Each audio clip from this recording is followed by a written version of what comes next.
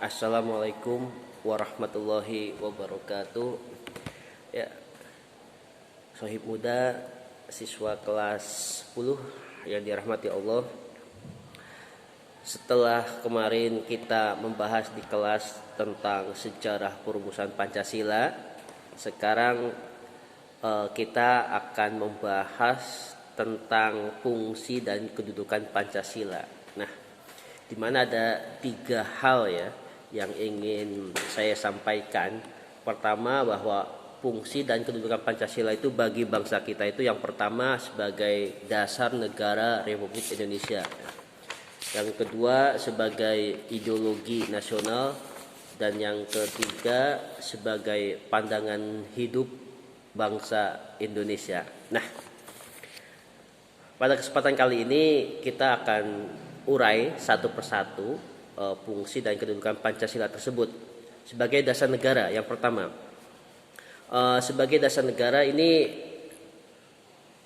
secara makna pengertian ini adalah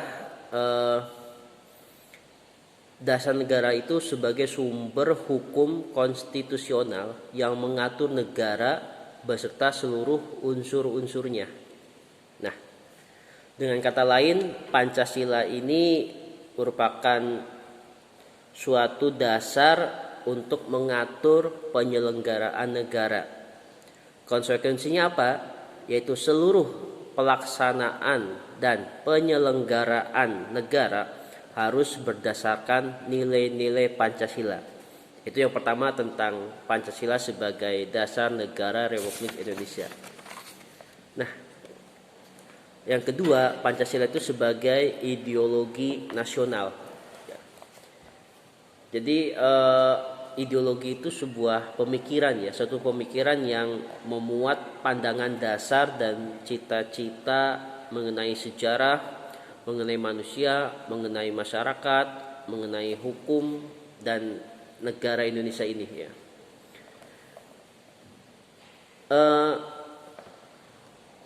Pancasila ini pada hakikatnya ini diangkat dari nilai-nilai adat istiadat, nilai-nilai budaya, serta nilai religius yang terdapat dalam pandangan hidup masyarakat Indonesia. Jadi secara ideologi ini memiliki makna yang begitu dalam ya. Pancasila ini memiliki makna yang mendalam. Nah, sebagai ideologi nasional ada 2 hal. Yang pertama sebagai sumber motivasi. Nah, artinya apa? Ideologi Pancasila ini merupakan cerminan cara berpikir masyarakat kita. Ya. Ideologi Pancasila ini untuk memandu ya masyarakat menuju cita-citanya sebagai panduan, ya, membimbing. Nah, itu yang sebagai pertama fungsi motivasi. Yang kedua ada juga fungsi sebagai sumber semangat ya. Jadi Pancasila ini sebagai ideologi memiliki semangat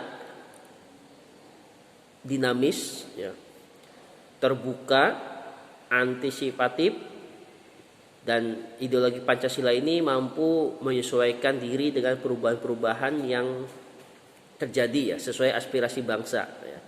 Jadi itu sebagai ideologi ada 2 hal, sumber motivasi bangsa kita dan sumber semangat.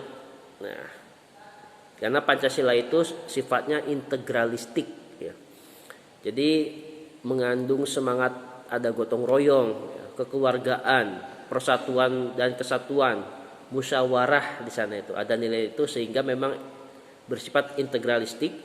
Jadi dalam kedudukannya secara politis Pancasila diharapkan mampu mengikat semua unsur-unsur, semua kekuatan sosial politik masyarakat untuk ikut bertanggung jawab atas masa depan bangsa Indonesia.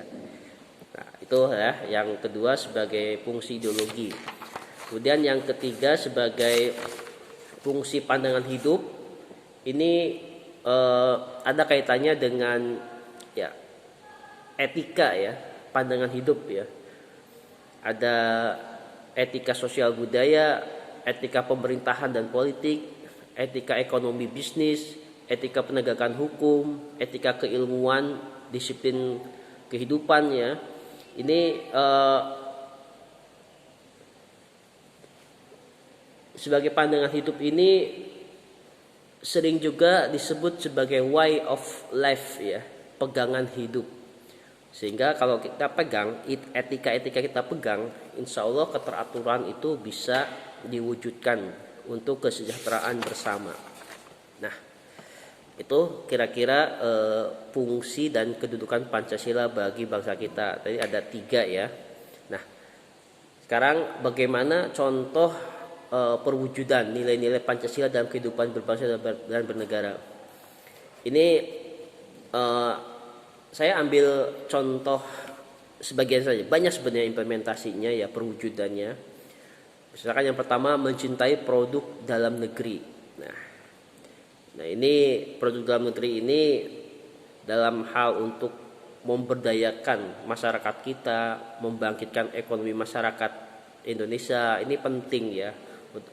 Apalagi di zaman globalisasi, ekspor impor sangat terbuka, penting ditanamkan bagi generasi muda mencintai produk dalam negeri ya.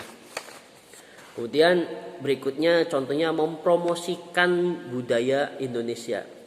Apalagi di era media sosial gitu ya, media sosial sekarang untuk mempromosikan mudah. Contohnya gini, tari-tarian ya, tinggal kita videokan kemudian kita upload ya di media sosial seperti YouTube. Itu juga bisa persebarannya luar biasa, memperkenalkan makanan yang dimiliki Indonesia ya. Indonesia memiliki makanan contohnya rendang yang terkenal di dunia ya, rendang. Nah, kemudian memperkenalkan musik tradisional Indonesia, kemudian menggunakan batik juga ya.